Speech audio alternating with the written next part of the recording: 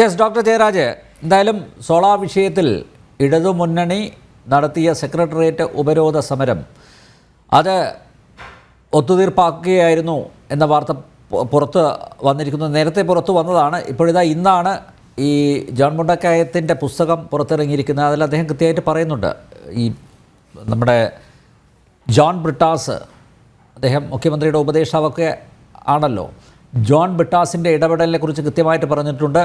ജോൺ ബ്രിട്ടാസ് ഇങ്ങനെയൊരു പുസ്തകം ജോൺ മുണ്ടക്കയം എഴുതുന്നുണ്ട് എന്ന് മനസ്സിലാക്കിയ സമയത്ത് തൻ്റെ പേര് പറയരുത് എന്ന് പറഞ്ഞു. അത് ഒരാൾ വഴിയാണ്, ഒരു ദൂതൻ വഴിയാണ് അങ്ങനെ ഒരു സന്ദേശം കൈമാറിയത്. അപ്പോൾ ജോൺ മുണ്ടക്കയം പറഞ്ഞു എന്തായാലും പേര് പറയാതിരിക്കാൻ പറ്റില്ല, അങ്ങനെ പറയുകയാണെങ്കിൽ ഞാൻ നിഷേധിക്കും എന്ന് അദ്ദേഹം പറഞ്ഞു. അപ്പോൾ കൃത്യമായിട്ടുള്ള ഇടപെടൽ നടത്തിയിരിക്കുന്നു. കൃത്യമായിട്ടുള്ള ഒരു അന്തർധാര നേരത്തെ ഹരിദാസ് പറഞ്ഞതുപോലെ ഈ വിഷയത്തിലുണ്ടായിരിക്കുന്നു. അതായത് പ്രതിപക്ഷവും ഭരണപക്ഷവും ഈ സമരം ഒത്തുതീർപ്പാക്കാൻ പരസ്പര സഹായ സഹകരണ സംഘമായിട്ട് വർത്തിച്ചു. എന്തു തോന്നുന്നു?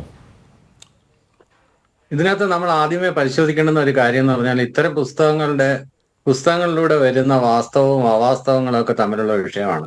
റിട്ടയർമെന്റ് ചെയ്തതിന് ശേഷം പല ആളുകളും പുസ്തകങ്ങൾ എഴുതാറുണ്ട്. ആ പുസ്തകങ്ങൾ പലതെഴുതുന്നതും ഒന്നുകിൽ അവരെ ഗ്ലോറിഫൈ ചെയ്തുകൊണ്ട് ഒരു ആത്മകഥാംശമുള്ള സാധനങ്ങളാണ് കൂടുതൽ എഴുതുന്നത്. അപ്പൊ അത്തരത്തിലുള്ള പുസ്തകങ്ങൾ എല്ലാ ആളുകളും അങ്ങനെയാണെന്ന് ഞാൻ പറയുന്നില്ല. ഉദാഹരണത്തിന് ശ്രീ ഉമാദിത്തന്റെ പുസ്തകങ്ങൾ, ഒരു ഫോറൻസിക് ഡോക്ടർ ഡയറി കുറിപ്പുകൾ, അതുപോലെ തന്നെ കപാലം എന്ന് പറഞ്ഞ അദ്ദേഹത്തിന്റെ രണ്ടാമത്തെ പുസ്തകം, ഇതൊക്കെ എന്ന് പറഞ്ഞാൽ ടെക്സ്റ്റ് ബുക്കാണ്, ഫോറൻസിക് സൈക്കോളജിയുടെ ടെക്സ്റ്റ് ബുക്കുകളാണ്. അതുപോലെയുള്ള ഇപ്പൊ ജേർണലിസ്റ്റ് പോത്തൻ ജോസഫ് എഴുതിയത്, അല്ലെങ്കിൽ സ്വദേശി അഭിമാനി എഴുതിയത്, അല്ലെങ്കിൽ അങ്ങനെ പേരെടുത്ത് പറയാവുന്ന കുറെ അധികം TJS ജോർജിന്റെ പുസ്തകങ്ങൾ, ഇതൊക്കെയാണ് ഒരു ജേർണലിസത്തിന്റെ ഏറ്റവും നല്ല പുസ്തകങ്ങളായിട്ട് നമ്മൾ കേരളത്തിലുള്ള സ്റ്റുഡൻസ് മാധ്യമത്തിനെ കുറിച്ച് മനസ്സിലാക്കുന്ന ആളുകളൊക്കെ കാണുന്നത്. പക്ഷെ ഈ ജോൺ മുണ്ടക്കയം എന്ന് പറഞ്ഞ റൈറ്ററിന്റെ, മനോരമയുടെ തിരുവനന്തപുരം ബ്യൂറോ ചീഫായിരുന്ന ആളാണ്. അദ്ദേഹത്തിന്റെ റൈറ്ററിന്റെ മുൻകാല റൈറ്റിംഗ്സ് ഒക്കെ എടുത്ത് പരിശോധിച്ചു കഴിഞ്ഞാൽ ഈ പറഞ്ഞതുപോലെ അയ്യനേത്തിനെയൊക്കെ കവച്ചു വെക്കുന്ന, അയ്യനേത്തങ്ങ ഒന്നുമല്ല, വല്ലച്ചിറ മാധവൻ, ഓടപ്പഴം എഴുതിയ വല്ലച്ചിറ മാധവനുണ്ട്. വല്ലച്ചിറ മാധവനേക്കാളും അല്ല ഡോക്ടർ ജയരാജ്, ജോൺ മുണ്ടക്കയത്തിന്റെ പുസ്തകത്തെ അല്ല ഞാൻ അയ്യനേത്തിന്റെ നോവലുമായിട്ട് വിശേഷിപ്പിച്ചത് കേട്ടോ. ശിവരാജൻ കമ്മീഷന്റെ റിപ്പോർട്ടാണ് അയ്യനേത്തിന്റെ സാഹിത്യമായിട്ട് ഉപമിച്ചത് കേട്ടോ. ഇല്ല, ഉപമിച്ചെന്ന് ഞാൻ പറഞ്ഞില്ല.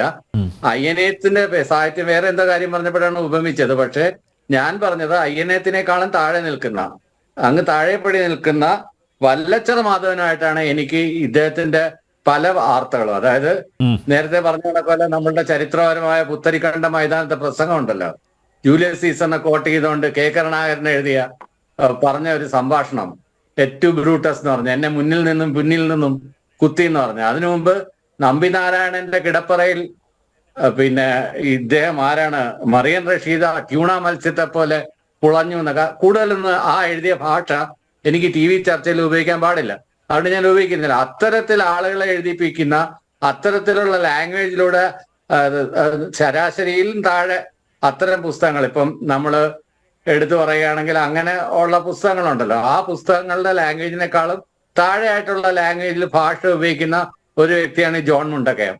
അപ്പൊ ജോൺ മുണ്ടക്കയത്തിന്റെ ക്രെഡിബിലിറ്റി എന്ന് പറയുന്നത് ഉമ്മൻചാണ്ടി സാറിന്റെ ഒരു PR-ന്റെ ഒരു പ്രധാനപ്പെട്ട ആളായിരുന്നു. എന്തുകൊണ്ടോ മനോരമ ചീഫ് ആയതുകൊണ്ടായിരിക്കാം. മനോരമയുടെ സർക്കുലേഷൻ കൂട്ടുന്നതിന് അവർക്ക് പല പല ആംഗിളുകൾ ഇറങ്ങിച്ചെല്ലേണ്ടി വരും. അദ്ദേഹം എഴുതിയതിൽ വാസ്തവമില്ല എന്നാണോ പറഞ്ഞു വരുന്നത് താങ്കൾ? പറഞ്ഞുതരാം, പൂർണ്ണമായിട്ട് പറയട്ടെ. അതിനുശേഷം ഇദ്ദേഹം ആരോപണം ഉന്നയിച്ചിരിക്കുന്നത് ഈ സോളാർ സമരം ഒത്തുതീർപ്പ് ആക്കാൻ വേണ്ടി, അഥവാ ഈ സോളാർ സമരം ഒത്തുതീർപ്പാക്കിയെങ്കിൽ തന്നെ ഇരിക്കട്ടെ, സോളാർ സമരം ഒത്തുതീർപ്പാക്കിയില്ലായിരുന്നെങ്കിൽ കേരളത്തിൽ എന്ത് സംഭവിക്കുമായിരുന്നു?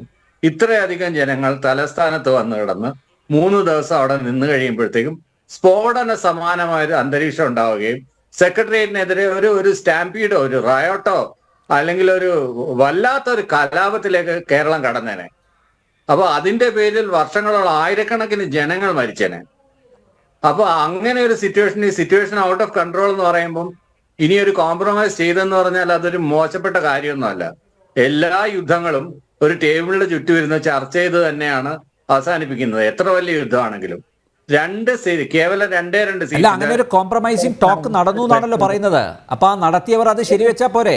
ഇപ്പോൾ താങ്കൾ ചൂണ്ടിക്കാണിച്ചതുപോലെ ഇപ്പോൾ ആ സമരം തുടർന്ന് പോയിരുന്നെങ്കിൽ ഒരുപക്ഷെ താങ്കൾ പറഞ്ഞതുപോലെ പിന്നെ ചില അനിഷ്ട സംഭവങ്ങളൊക്കെ അവിടെ ഉണ്ടായേനെ. അത് ഒഴിവാക്കാൻ വേണ്ടി ഇങ്ങനെ ഒരു കോംപ്രമൈസിങ് ടോക്ക് അത് സതുദ്ദേശത്തോടെയാണ് നടത്തിയെന്ന് മാത്രം പറഞ്ഞാൽ പോരെ? എന്തുകൊണ്ടാണ് ഇപ്പോഴും നിഷേധിക്കും? ഇപ്പോൾ ജോൺ മുണ്ടക്കയത്തെ വിളിച്ച് ബ്രിട്ടാസ് പറയുന്നു എൻ്റെ പേര് പറയരുത് എന്നൊക്കെ. അതിൻ്റെ ആവശ്യമുണ്ടോ? ഈ നമ്മൾക്ക് ഇപ്പൊ എല്ലാരും ബ്രിട്ടാസ് അതിനെ കുറിച്ച് കറക്റ്റായിട്ട് പറഞ്ഞല്ലോ. ഓഗസ്റ്റ് 13 ഈ ക്യാബിനറ്റ് ക്യാബിനറ്റ് കൂടുന്നതിന് മുമ്പിലാണ് ഉമ്മൻചാണ്ടിയുടെ പ്രസ്താവന വരുന്നത്. ഉമ്മൻചാണ്ടിയുടെ പ്രസ്താവന കഴിഞ്ഞ് 2 ദിവസം കഴിയുമ്പോഴാണ് ക്യാബിനറ്റ് വരുന്നത്. അതിന്റെ എല്ലാ ഡോക്യുമെന്റ്സ് എല്ലാം നമ്മൾ അവൈലബിൾ ആണല്ലോ.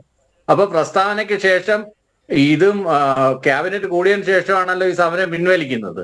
അപ്പൊ അതിനു മുമ്പേ ഈ വിളിച്ച് ഈ ചർച്ച നടത്തി എന്ന് പറയുന്നത് ഇയാൾ പറയുന്ന ഡേറ്റുമായിട്ട് ഇത് ഒത്തുപോകുന്നില്ലല്ലോ. ജോൺ മുണ്ടക്കയമാണ് ഇവർക്ക് തമ്മിലുള്ള ചാലക ശക്തിയായി വർത്തിച്ചതെങ്കിൽ ജോൺ മുണ്ടക്കയം പറയുന്ന ഡേറ്റുകൾ തമ്മിൽ യോജിച്ചു പോകുന്നില്ല. അല്ല, അത് മാത്രമല്ല ഡോക്ടർ ജയരാജ്, ഈ സമരം തുടങ്ങുന്നതിന് മുമ്പ് തന്നെ ഇങ്ങനെയൊരു സമരം പാടില്ല, അത് ആ സമരത്തിലേക്ക് കടക്കരുത് എന്ന് പറഞ്ഞും ചർച്ച നടന്നു എന്നാണ്.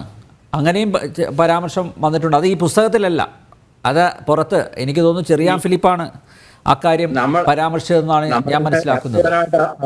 രാഷ്ട്രീയപരമായിട്ട് ഉമ്മൻചാണ്ടി നാട്ടിലില്ലാത്ത സമയത്ത് അതിനുശേഷമാണല്ലോ വിഖ്യാതമായ തിരുവഞ്ചൂരിന്റെ നാക്കുപിഴകളൊക്കെ ഉണ്ടാകുന്നത്. തിരുവഞ്ചൂർ ഒരു ശ്രമം നടത്തി ഇതിനിടയ്ക്ക്. തിരുവഞ്ചൂർ മുഖ്യമന്ത്രിയാവാൻ ശ്രമം നടത്തി എന്നുള്ള കാര്യം ഈ ജേർണലിസം രംഗത്ത് നിൽക്കുന്ന സാധാരണ ജനങ്ങൾക്ക്, പത്രം വായിക്കുന്ന ആളുകൾക്ക് എല്ലാം മനസ്സിലാവുന്ന ഒരു കാര്യമാണ്. അതിനകത്ത് പിടിക്കേണ്ടുന്ന സ്ഥലത്ത് പിടിമുറുക്കുമ്പോഴാണ് നാക്കുപിഴകൾ തുടർച്ചയായിട്ട് വരാൻ തുടങ്ങിയത് തിരുവഞ്ചൂർ 2ാം സ്ഥാനത്ത് നിന്ന തിരുവഞ്ചൂരിനെ പൂർണ്ണമായും കോൺഗ്രസിനകത്ത് തഴയപ്പെട്ടത് അത് കോൺഗ്രസിന്റെ ഇന്റേണൽ പൊളിറ്റിക്സ് ആണ്. അതിനകത്ത് ഇപ്പം ഇദ്ദേഹത്തിന് ചിലപ്പോ ഉണ്ടാക്കി കാണും. ഈ പറഞ്ഞതുപോലെ ജോൺ ബ്രിട്ടാസ് ചിലപ്പോൾ സംസാരിച്ചിട്ടുണ്ടാവും. പാർട്ടി പറയണമെങ്കിൽ പാർട്ടി മെമ്പർ എന്നുള്ള രീതിയിലാണ് ജോൺ ബ്രിട്ടാസ് സംസാരിച്ചിട്ടുണ്ടാവുക. അല്ലാതെ കൈരളി ടിവിയുടെ MD എന്നുള്ള രീതിയിലായിരിക്കത്തില്ല. ചിലപ്പോൾ കൈരളി ടിവിയുടെ MD എന്നുള്ള രീതിയിലായിരിക്കും സംസാരിച്ചിട്ടുണ്ടാവുക. പാർട്ടി മെമ്പർ എന്നുള്ള രീതിയിലായിരിക്കില്ല. ഒരാള് മൾട്ടിപ്പിൾ റോൾസ് കൈകാര്യം ചെയ്യുമ്പോൾ ഒരാൾ നല്ലൊരു ആർബിട്രേറ്ററും നെഗോഷിയേറ്ററും അല്ല. അദ്ദേഹത്തെ ഡോക്ടർ ജയരാജ്, അദ്ദേഹത്തെ ഈ പാർട്ടി ദല്ലാൾ ആയിട്ട് ഉപയോഗിക്കുന്നുണ്ട്, മീഡിയേറ്റർ ആയിട്ട് ഉപയോഗിക്കുന്നുണ്ട്. അതിൻ്റെയൊക്കെ നിരവധി ഉദാഹരണങ്ങൾ പുറത്തു വന്നിട്ടുണ്ട്. പല വേഷങ്ങൾ ജോൺ ബ്രിട്ടാസ് അദ്ദേഹം നന്നായിട്ട് കെട്ടിയാടുന്നുണ്ട്. അതുകൊണ്ടാണല്ലോ മുഖ്യമന്ത്രി പിണറായി വിജയൻ അദ്ദേഹം പ്രിയപ്പെട്ടവനായത്. ഇപ്പോഴും ബ്രിട്ടാസിനെ മുൻനിർത്തിയാണല്ലോ പല കളികളും അദ്ദേഹം കളിച്ചുകൊണ്ടിരിക്കുന്നത്. അപ്പോൾ ഏറ്റവും പ്രിയപ്പെട്ടവനായി മാറിയത് ഒരുപക്ഷെ ഇതുകൊണ്ടൊക്കെ ആയിരിക്കാം കേട്ടോ. അന്നത്തെ ഈ കോംപ്രമൈസ് ടോക്ക് ഒക്കെ ഒരു കാരണമായിട്ടുണ്ടാവും. നമ്മൾ ലീഡർഷിപ്പ് എന്ന് പറഞ്ഞാൽ എന്താണ്? ലീഡർഷിപ്പ് എന്ന് പറഞ്ഞാൽ the leader should be A negotiator, leadership should be an external group representative എന്നൊക്കെ പറഞ്ഞിട്ട് ഒരു 10-25 ക്വാളിറ്റീസ് ഒരു ലീഡറിനെ സംബന്ധിച്ച്. ഒരു ലീഡറിന് പല വേഷങ്ങൾ കെട്ടിയാടാനുണ്ട്.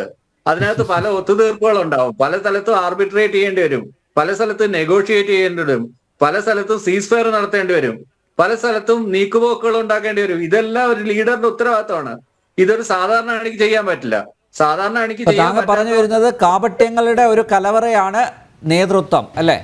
ലീഡർഷിപ്പിന്റെ ഒരു ക്വാളിറ്റിയാണ് ഇങ്ങനെ കെട്ടിയാടൽ. എനിക്ക് യോജിക്കാനാവില്ല ഡോക്ടർ ജയരാജ്. സംശയം എന്താണ്? എനിക്ക് ഒരിക്കലും യോജിക്കാനാവില്ല. നേതൃത്വം അങ്ങനെയാണ് ലീഡർഷിപ്പിനെ കുറിച്ചുള്ള എല്ലാ പുസ്തകങ്ങളിലും വ്യക്തമായി ഡിഫൈൻ ചെയ്തിട്ടുള്ളത്.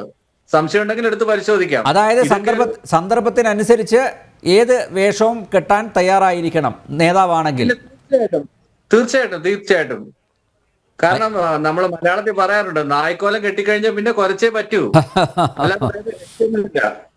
അല്ല, അത് അങ്ങനെ കുരക്കാൻ പറ്റുന്നത് നായയുടെ സ്വഭാവം ഉള്ളവർക്കാ. താങ്കൾ പറയുന്ന പോലെ ഈ ലീഡർഷിപ്പ് ക്വാളിറ്റി ഉള്ളവരെല്ലാം അങ്ങനെ ആയിക്കൊള്ളണമെന്നില്ല കേട്ടോ ഡോക്ടർ ജയരാജ്. സ്വഭാവം വേണമെന്നൊന്നും ഇല്ലെന്നേ, കോലം കെട്ടിയാൽ മതി. ശരി.